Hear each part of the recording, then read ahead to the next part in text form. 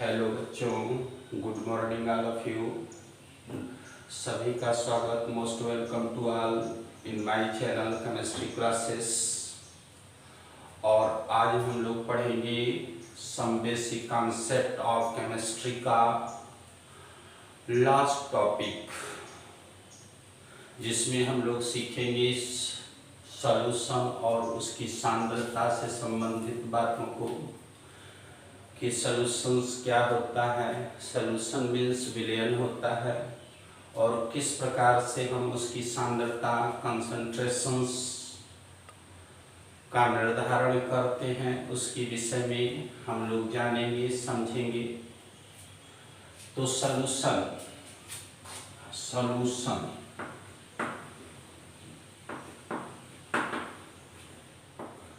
इसको आप विलयन कहते हो।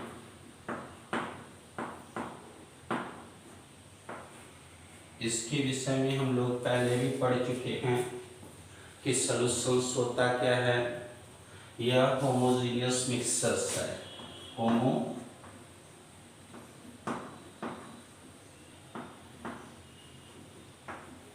मिक्सचर्स समान मिश्रण होता है। किसका मिश्रण है? सॉल्यूट और सॉल्वेंट का। तो हम कह सकते हैं solutions is a mixture of solute and solvent. Solute, इसमें दो कंपोनेंट हैं इसकी। एक होता है आपका सॉल्यूट और दूसरा होता है सॉल्वेंट।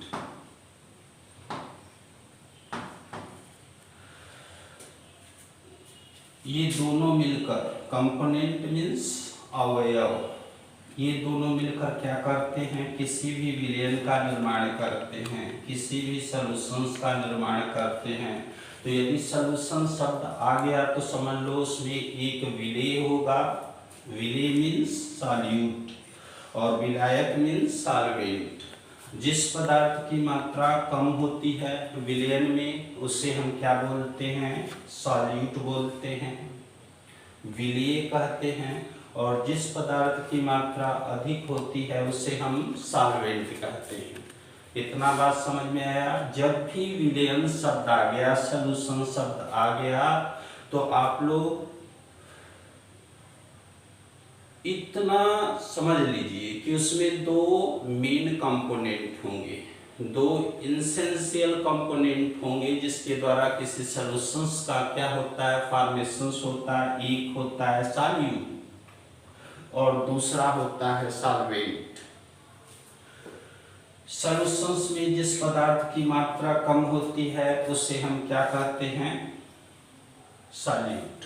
लेस क्वांटिटी होगी, इसकी मात्रा क्या होगी? कम होगी। और जिस पदार्थ की मात्रा क्या होगी? अधिक होगी, उससे हम सॉल्वेंट कहते हैं। याद? तो सॉल्यूट जैसे हमने कहा, नमक और पानी का हमने क्या किया? घोल लिया, एक दूसरे से मिलाया। नमक NaCl केमिकल फार्मूला है इसका, और दूसरा वाटर, इसको आपस में मिलाया।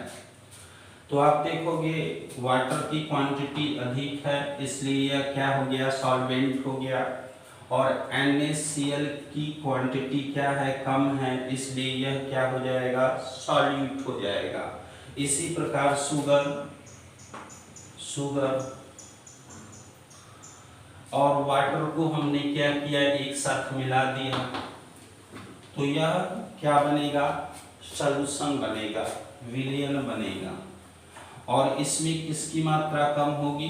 शुगर की, इसलिए यह क्या बोला जाएगा? सॉल्यूट बोला जाएगा। और ये क्या बोला जाएगा? जिसकी मात्रा अधिक होगी वह बोला जाएगा सॉल्वेंट। तो इस प्रकार आपने देखा कि किसी भी विलयन में दो एसेंशियल कंपोनेंट होते हैं, एक होता है विलेय और दूसरा होता है विलायक। विलयन में जिस पदार्थ की मात्रा कम है उसे आप विलेय बोलोगे, और जिस पदार्थ की मात्रा ज्यादा है, अधिक है, उसे विलायक कहोगे। क्वांटिटी पे डिपेंड करता है यह। सॉल्यूशन में देखिए इसकी सांद्रता और उसका मापन, इससे रिलेटेड बहुत सारे क्वेश्चंस केमिस्ट्री में पूछे जाते हैं, बहुत सारे न्यूमेरिकल्स पूछे जाएंगे। तो जब भी आपसे विलियन से रिलेटेड क्वेश्चन आए तो आपके माइंड में यह बात अपने आप आ जाना चाहिए कि उसमें क्या होगा, एक सॉलिड होगा और दूसरा सॉल्वेंट होगा। ओके, और सॉलिड किस को कहेंगे, जिसकी मात्रा कम होगी, और जिसकी मात्रा अधिक होगी उसे सॉल्वेंट बोलेंगे। अब इसका सांद्रता कैसे निकालते हैं, सॉल्यूशंस का कंसंट्रेशंस का डिटर्मिनेशंस करेंगे। तो सबसे पहले इसकी सांद्रता के विषय में जानिए। सांद्रता इसको बोलते क्या है, कंसंट्रेशन। सांद्रता हो गया। तो हम देखते हैं कि 1 लीटर विलियन में विलीय की मात्रा को वही क्या बोला जाता है, विलियन की सांद्रता बोला जाता है। पर लीटर अमाउंट ऑफ सॉल्वेंट किसको देखा जाता है, सॉल्यूट की मात्रा को, क्वांटिटी को, कि सॉल्यूट कितना ग्राम उसमें अवेलेबल है, सॉल्यूट के कितने मोल उसमें प्रेजेंट हैं, वही उस विलियन की क्या बोली जाती है, सांद्रता बोली जाती है, कंसंट्रेशंस बोली जाती है। तो जैसे हमने कहा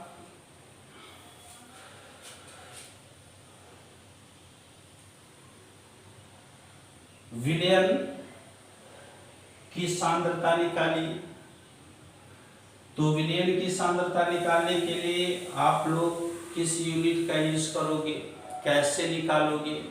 तो कंसंट्रेशंस निकालने के लिए मुख्य रूप से 2 टर्म को ध्यान में रखा जाता है। इसे हम प्रतिशतता के रूप में फाइंड करते हैं, परसेंटेज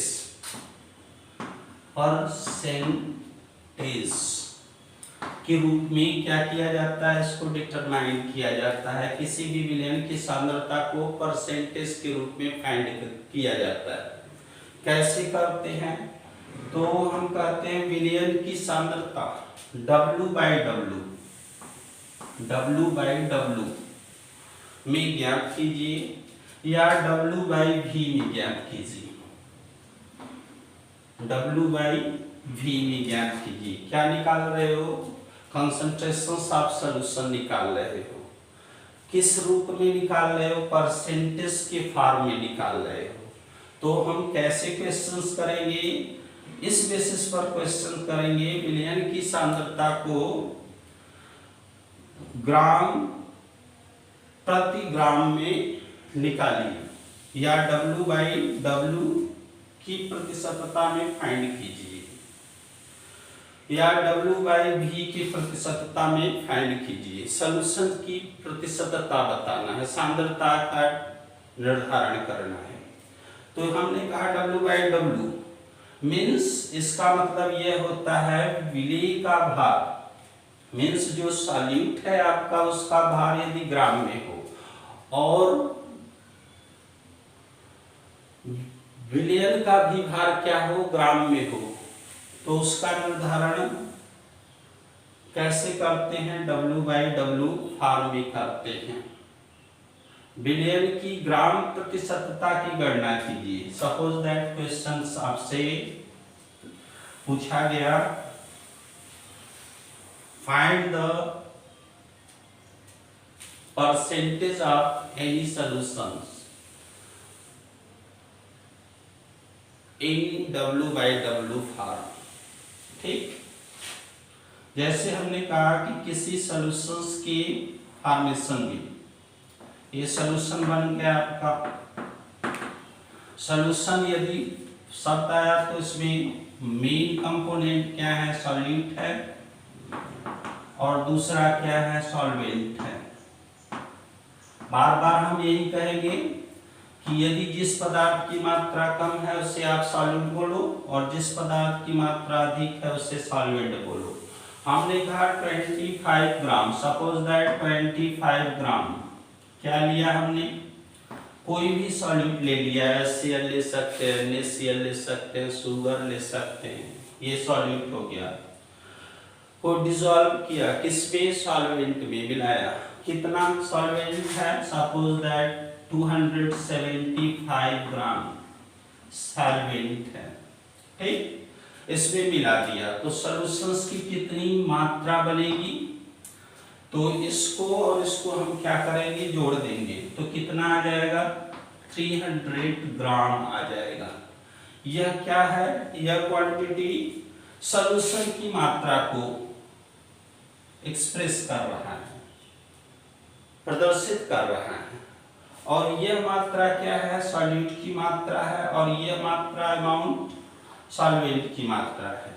तो जब भी आपसे मिलियन की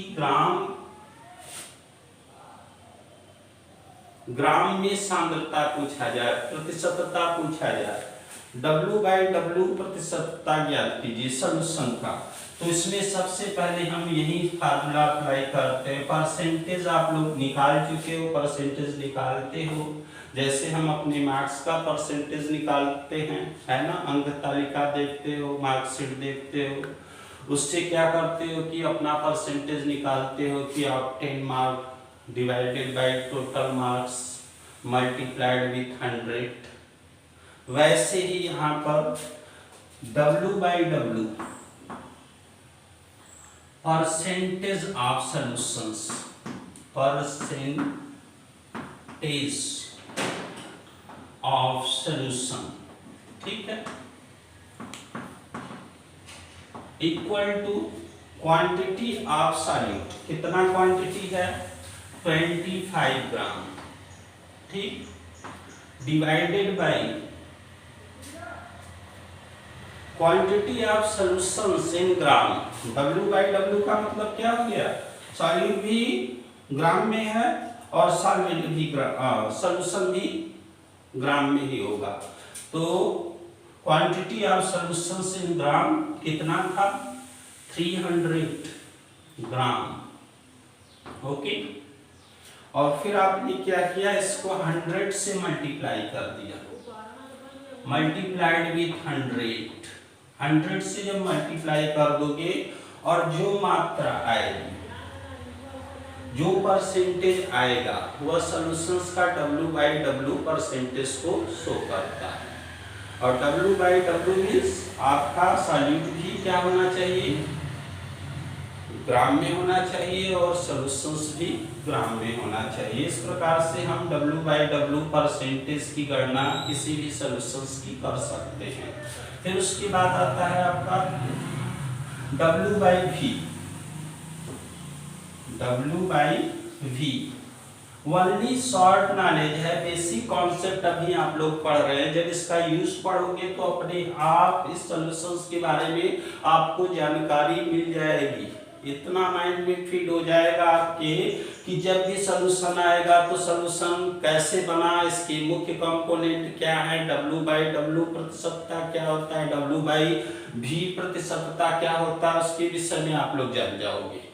तो अब हम लोग W/V निकालेंगे। W/V percentage of any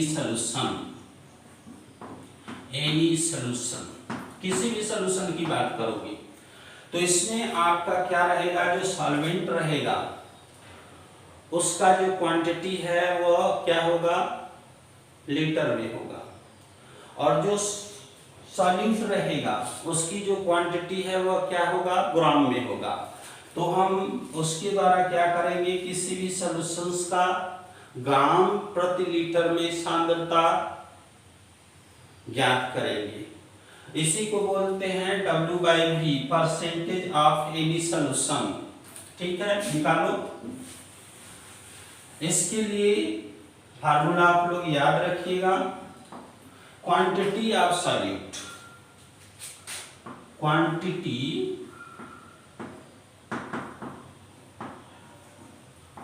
solute, ठीक है, divided with volume of solutions, ठीक है। सॉल्यूशंस का आयतन रहेगा, जैसे कि हमने कहा कि 25 ग्राम NaCl, HCl, सोडियम हाइड्रोक्साइड जो भी है उसको हमने 250 ml और 2 लीटर वाटर में डिसॉल्व किया, ठीक ना। तो यहाँ पर वॉल्यूम क्या हो जाएगा, सॉल्यूशंस का वॉल्यूम निकालोगे तो सबसे पहले क्वांटिटी रखोगे और क्वांटिटी ऑफ सॉल्यूट किस में होना चाहिए, W/V की गणना कर रहे हो तो ग्राम में होना चाहिए, और सॉल्यूशंस का जो वॉल्यूम है वह किस में होना चाहिए, मिलीलीटर, लीटर में होना चाहिए, मल्टीप्लाइड विथ 100। आप यहाँ पर 100 से क्या करोगे, मल्टीप्लाई कर दोगे तो यह हो जाएगा ग्राम प्रति आयतन में किसी विलयन की प्रतिशतता। ओके, इस फार्मूला का यूज करते हुए आप किसी भी विलयन की प्रतिशतता को फाइंड कर सकते हो। परसेंटेज जैसे निकालते हो वैसे ही यहाँ पर निकालना है। तो सॉल्यूशन है तो उसमें एक सॉल्यूट होगा, दूसरा सॉल्वेंट होगा। इस बात को आप अपने माइंड में एकदम रखिएगा। Keep in your mind this things, okay. फिर उसके बाद सॉल्यूशन में आता आपका है सैचुरेटेड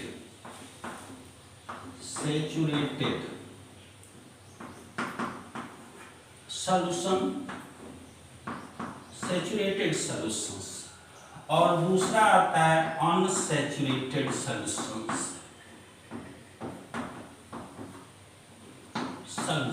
ओके, तो हमने कहा सैचुरेटेड मीन्स संतृप्त, इसको क्या बोलते हो, संतृप्त विलयन, और दूसरा बोला जाता है असंतृप्त विलयन, असंतृप्त विलयन, ठीक है। तो असंतृप्त विलयन क्या होता है, जिस विलयन में ऐसा विलयन जिसके सॉल्वेंट में क्या किया जाए, सॉल्यूट की मात्रा को मिलाया जाए और वह क्या हो जाए, डिसॉल्व हो जाए, खुल जाए, उससे हम क्या बोलेंगे, अनसैचुरेटेड सॉल्यूशन। और सॉल्यूट की मात्रा को मिलाते गए और एक ऐसा कंडीशन आता है स्पेसिफिक टेम्परेचर पर कि उस विलयन में सॉल्यूट की और अधिक मात्रा को डिसॉल्व या घोला नहीं जा सकता है, वही अवस्था क्या बोला जाएगा, सैचुरेटेड सॉल्यूशन बोला जाएगा। जिस ताप पर आप क्या करो, विलय की और अधिक मात्रा को विलयन बनाने में यूज न कर पाओ या विलायक में न घुल पाए, तो वही अवस्था क्या बोली जाती है, सैचुरेटेड अवस्था। यदि घुल जा रहा है तो वह क्या हो गया, अनसैचुरेटेड अवस्था हो गया। ओके, तो विलयन में देखो, जब भी आप लैब में जाओगे, लैब वर्क करते हैं, केमिस्ट्री के स्टूडेंट लैब में जाएंगे तो आप देखोगे कि कुछ बॉटल पर लिखा रहता है कॉन्सेंट्रेट, CON, जैसे कॉन्सेंट्रेट H2SO4, इसको कहते हो सांद्र सल्फ्यूरिक एसिड। कॉन्सेंट्रेट HCl, और कुछ बॉटल पर लिखा रहेगा डाइल्यूट, DIL करके रहता है, DIL, ठीक। फिर HCl, DIL, HNO3 nitric acid, RDIL sulphuric acid. तो इसमें और इसमें क्या अंतर है, यहां पर भी लिख सकते हैं कॉन्सेंट्रेट HNO3 नाइट्रिक एसिड। तो इसमें और इसमें क्या अंतर है, इसको क्यों कॉन्सेंट्रेटेड बोला जा रहा है, इसको क्यों डाइल्यूट बोला जा रहा है। कॉन्सेंट्रेटेड मीन्स क्या होता है, गाढ़ा सॉल्यूशन, जिसमें विलायक और विलेय, ऐसा सॉल्यूशन जिसमें विलायक की तुलना में विलेय की मात्रा क्या हो, अधिक हो, गाढ़ा हो। जैसे हम चीनी पानी का घोल बना रहे हैं तो चीनी की मात्रा को हमने क्या किया, अधिक मात्रा अमाउंट तो यूज किया, और विलयन को हमने कुछ क्या किया, हार्ड बना दिया, मीठा कर दिया। आप लोग कहते हो बहुत मीठा हो गया, मीन्स उसमें उस विलयन में जो सॉल्यूट की क्वांटिटी है क्या है, अधिक है। तो ऐसा विलयन जिसमें सॉल्यूट की क्वांटिटी क्या हो, ज्यादा हो, तो उसे हम क्या कहेंगे, कॉन्सेंट्रेट। और डाइल्यूट मीन्स जिसमें सॉल्वेंट की तुलना में क्या हो, किसी सॉल्यूट की मात्रा क्या हो, बहुत कम, लेस अमाउंट, 2 मोल हो, 4 मोल हो, है ना। तो बहुत कम है सॉल्यूट सॉल्वेंट की तुलना में, मीन्स विलयन क्या है, हल्का मीठा है या हल्का खट्टा है। तो ऐसे कंडीशंस में उसको हम क्या बोलते हैं, या डाइल्यूटेड सॉल्यूशंस है। तो कॉन्सेंट्रेट और डाइल्यूट में आप लोग अंतर समझ गए होंगे। इसमें क्या होता है, विलायक की निश्चित मात्रा में जो विलेय है उसकी क्वांटिटी ज्यादा होती है, और इसमें विलायक की निश्चित मात्रा में जो विलेय की क्वांटिटी है कम होती है। तो जब कम होगी तो उसे डाइल्यूटेड सॉल्यूशन बोला जाता है, और जब विलायक की मात्रा ज्यादा होगी उसे हम कॉन्सेंट्रेट सॉल्यूशन कहते हैं। और विधियां हैं जिसके द्वारा हम किसी भी विलयन की सांद्रता को निर्धारित करते हैं। विलयन की सांद्रता का निर्धारण मीन्स प्रति लीटर विलायक में उपस्थित विलेय की मात्रा को देखा जाता है ना। विलयन की 1 लीटर में विलायक की मात्रा कितनी उपस्थित है। जैसे A की सांद्रता आप लोग पढ़ते हो, आप ऐसे कर देते हो, A की सांद्रता हो गई, B की सांद्रता निकालनी है तो B की सांद्रता इस प्रकार से रिप्रेजेंट करते हो। तो अन्य विधियां में सबसे पहला मेथड्स हम लोग यूज करते हैं किसी भी विलयन की सांद्रता को निर्धारित करने के लिए। जो सबसे पहला मेथड्स है, मान लो हमने कहा मोलैरिटी,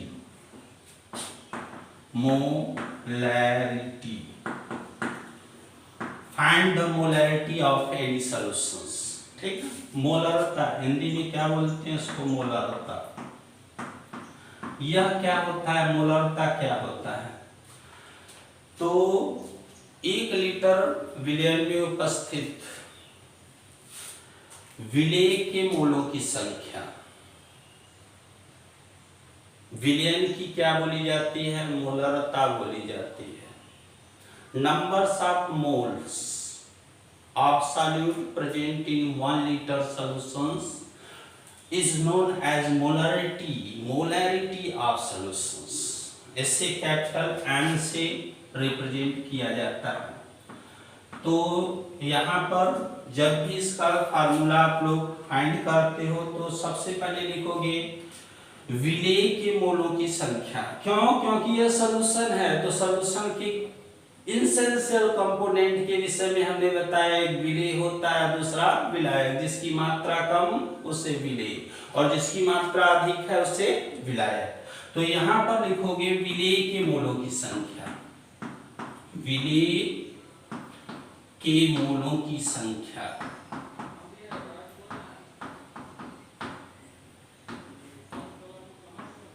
क्योंकि मोल के विषय में हम लोग पढ़ चुके हैं कि पदार्थ की मात्रा, कंसंट्रेशंस यानी पदार्थ की मात्रा का निर्धारण हम मोलों के रूप में करते हैं। विलेय के मोलों की संख्या बटे विलयन का आयतन।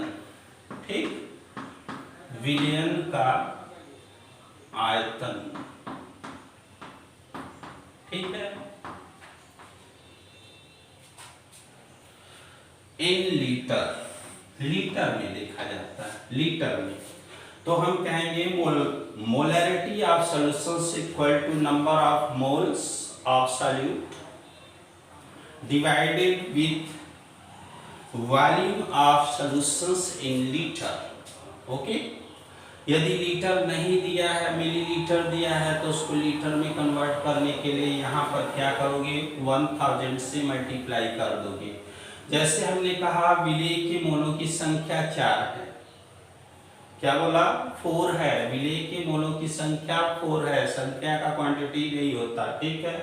विलेय के मोलों की संख्या 4 मोल है, विलेय के मोलों की संख्या 4 मोल है, और विलयन का आयतन हमने कह दिया 250 ml है, मिलीलीटर है।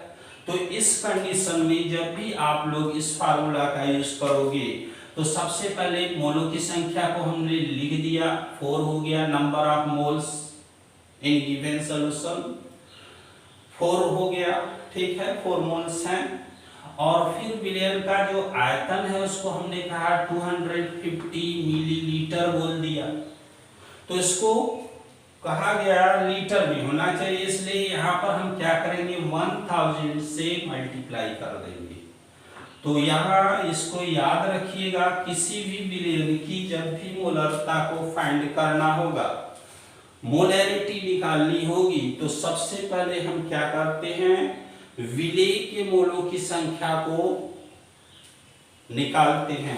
यदि विलेय के मोलों की संख्या नहीं दी हो तब क्या करोगे, निकालोगे, है ना।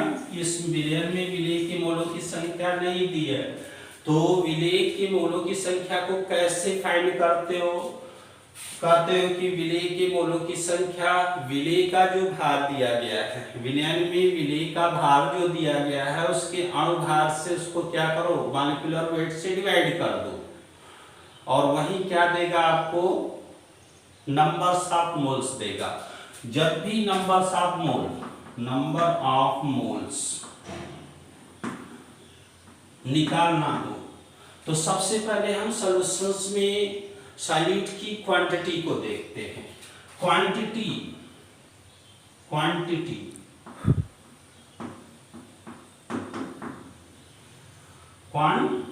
ऑफ सॉल्यूट,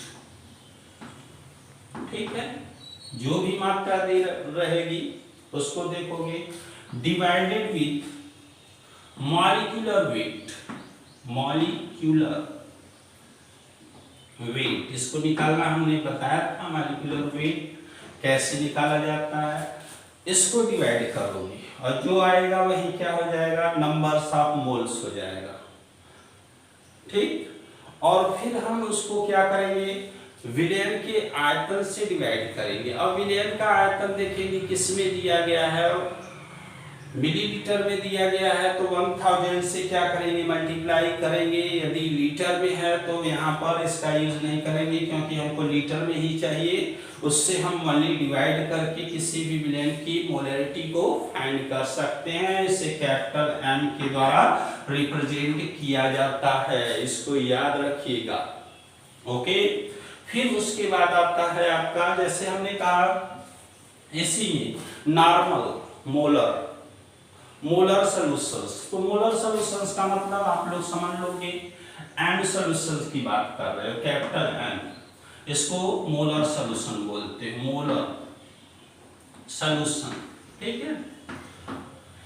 फिर डेसी मोलर M/10, M/10 कर दोगे तो यह हो जाएगा डेसी, होता है डेसी मोलर, ठीक, डेसी लिखते हो। फिर यदि हमने कहा सेंटीमोलर तो M/100,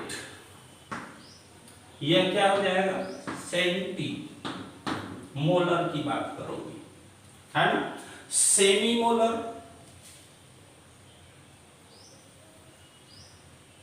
मिली मोलर, तो यह हो जाता है M/1000, ओके, ऐसे यह मिली मोलर बोला जाता है। तो मोलर सॉल्यूशन को M से रिप्रेजेंट करोगे, डेसी को M/10 से, सेंटी को M/100 से, और मिली को M/1000 से रिप्रेजेंट करते हैं, ओके। और सेमी मीन्स हो गया आपका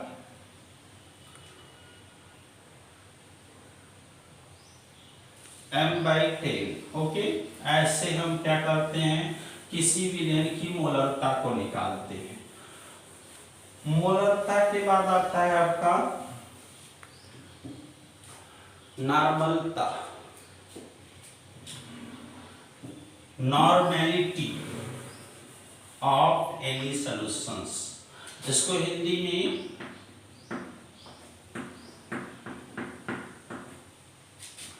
नॉर्मेलिटी, नॉर्मलता, कैपिटल एन से क्या किया जाता है, इसको रिप्रेजेंट किया जाता है। कैपिटल एन से नॉर्मेलिटी को रिप्रेजेंट करते हैं, नॉर्मलता को निकालते हैं।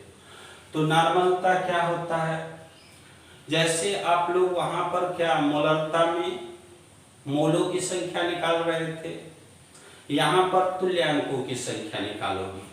Number of equivalents divided with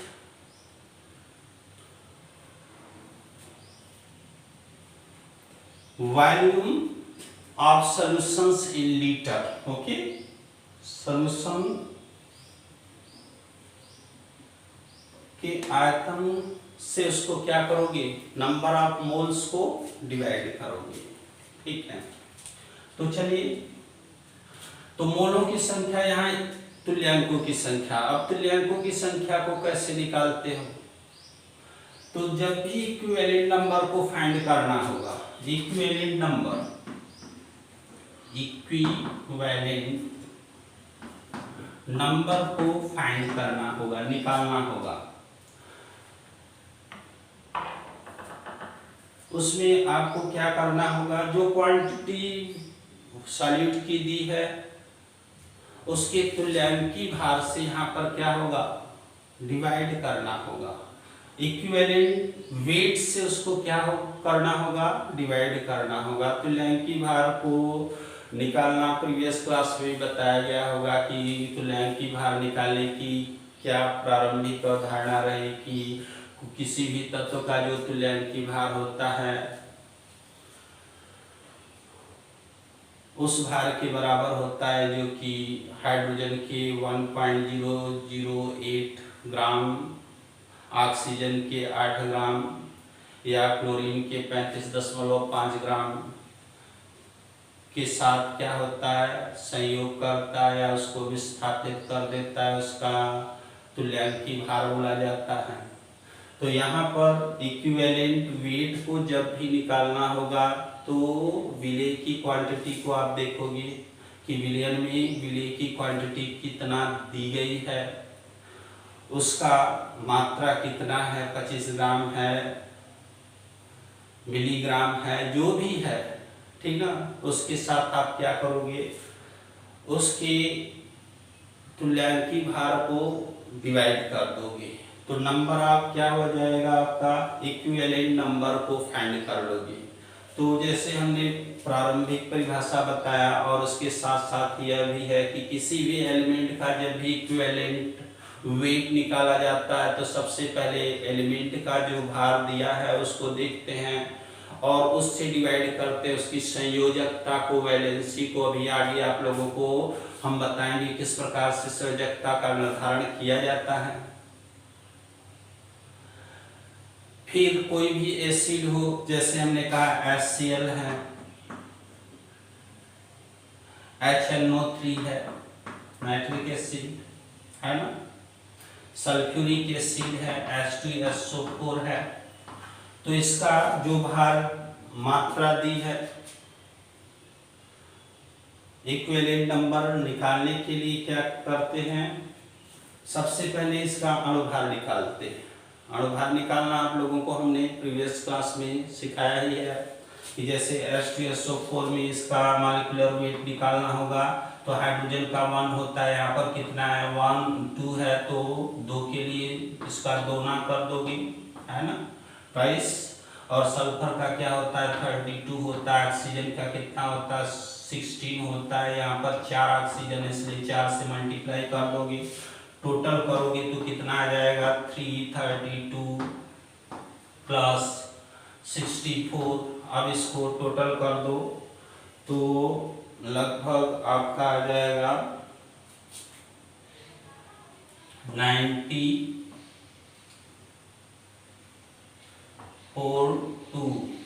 कितना हो जाएगा 663, 99 के आसपास आ जाएगा, हाँ 63, ठीक।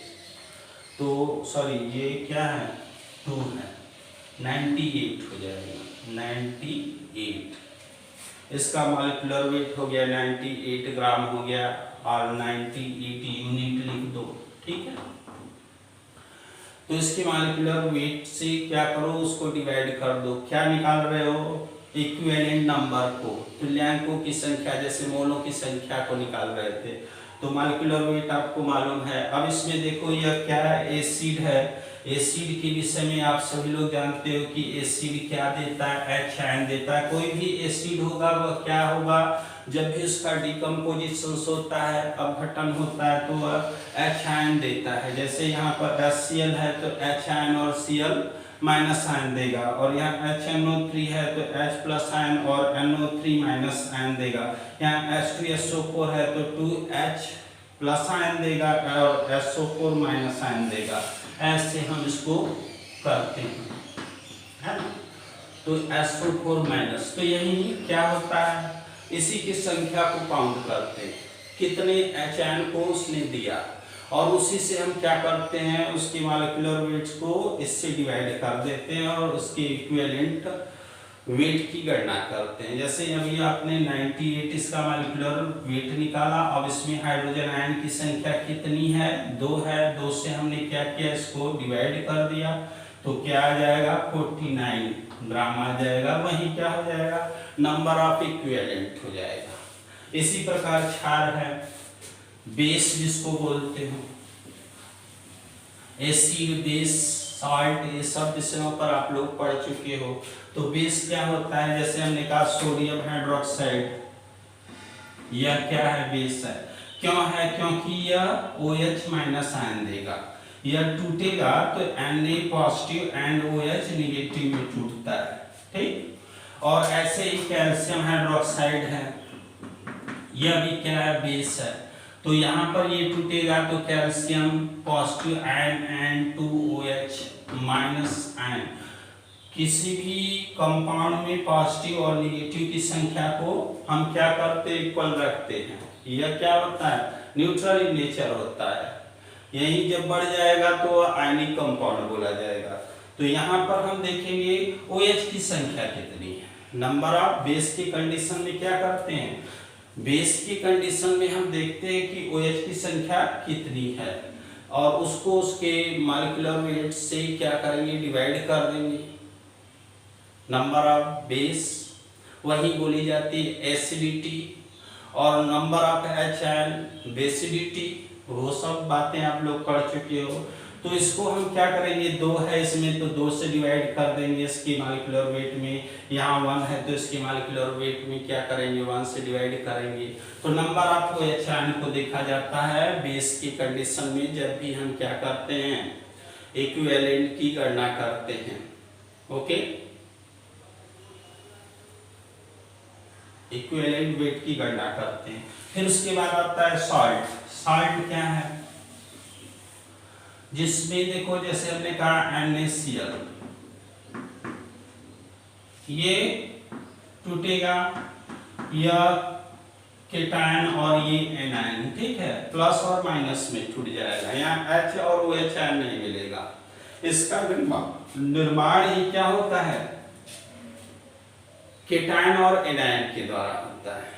तो इसमें नंबर आप क्या करोगे, पॉजिटिव आयन की संख्या को देखोगे और उसका जो भार रहेगा उससे डिवाइड करके हम इक्विवेलेंट नंबर को फाइंड करते हैं, तुल्यांकों की संख्या को निकालते हैं।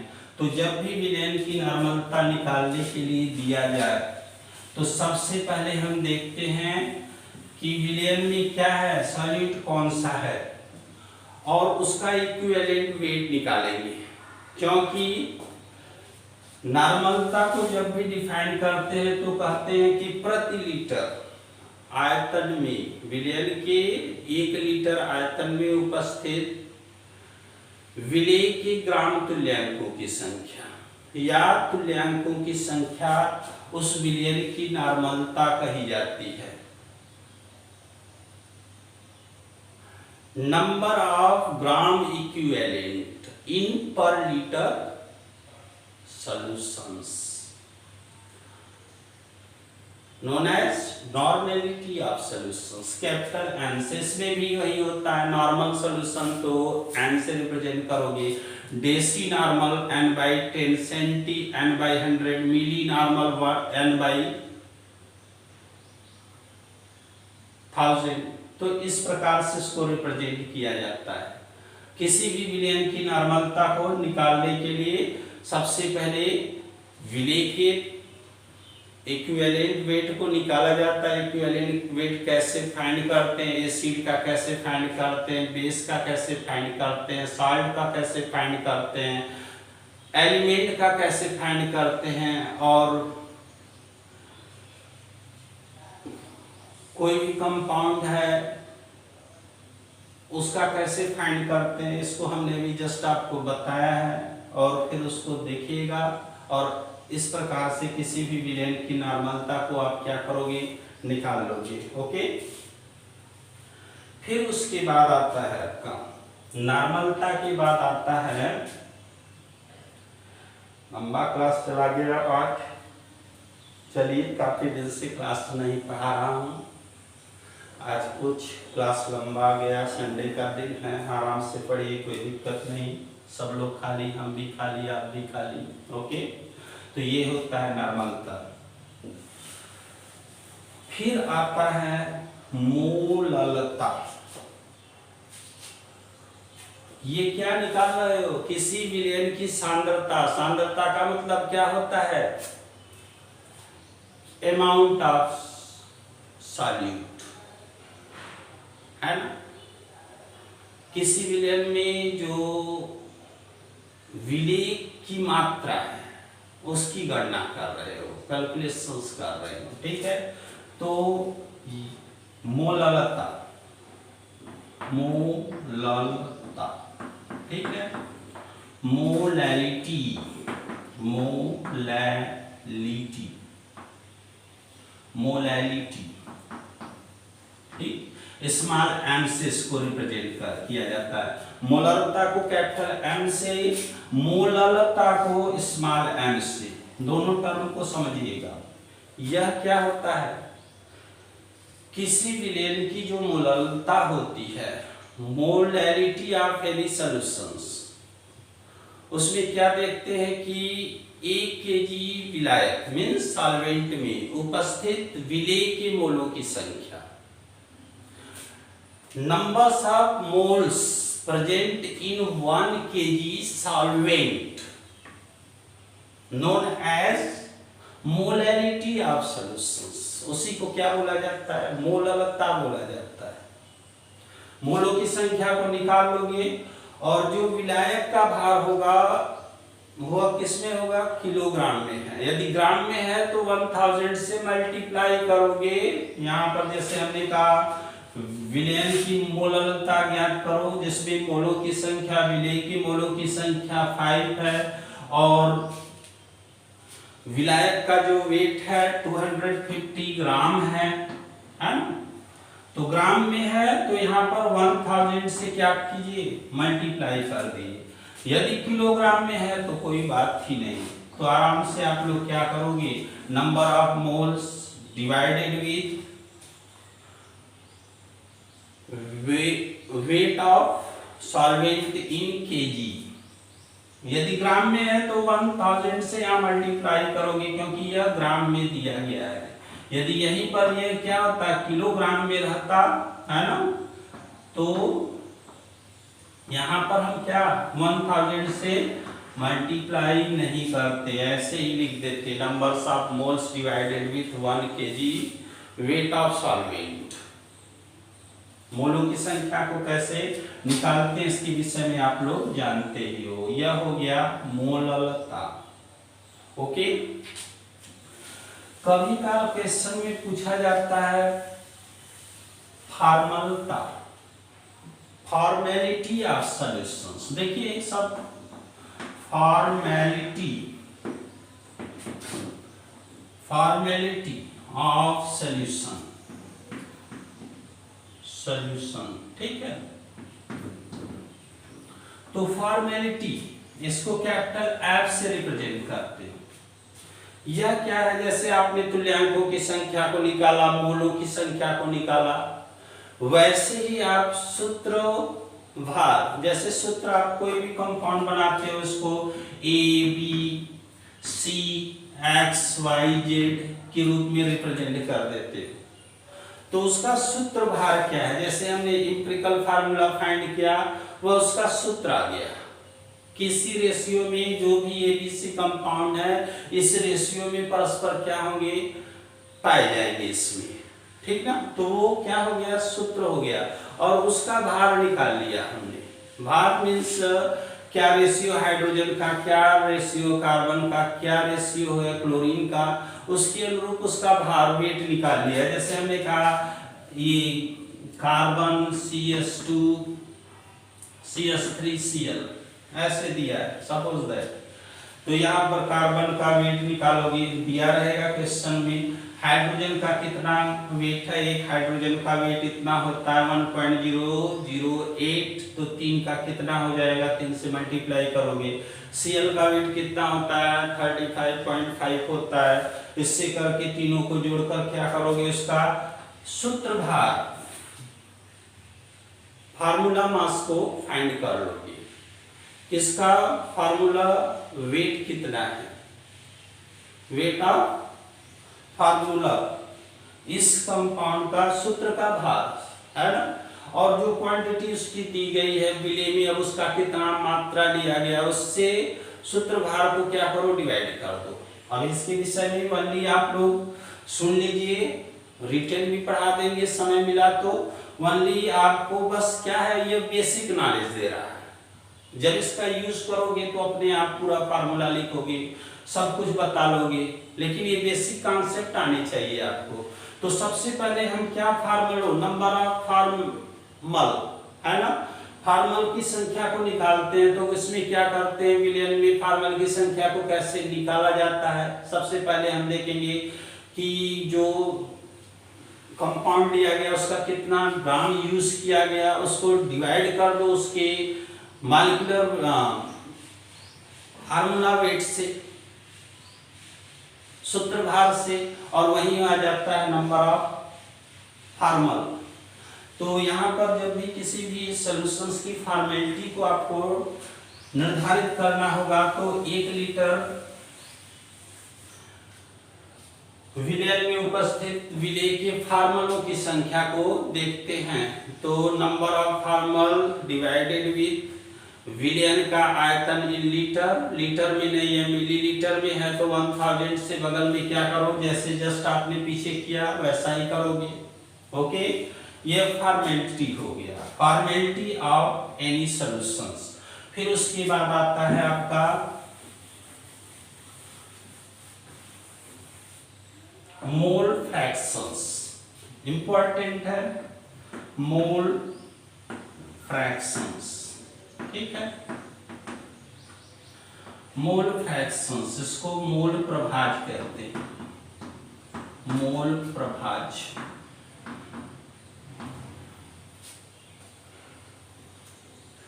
विलयन में उपस्थित अवयव कंपोनेंट के मोलों की संख्या और विलयन के कुल मोलों की संख्या का अनुपात जो है मोल प्रभाज बोला जाता है। इसको इस प्रकार से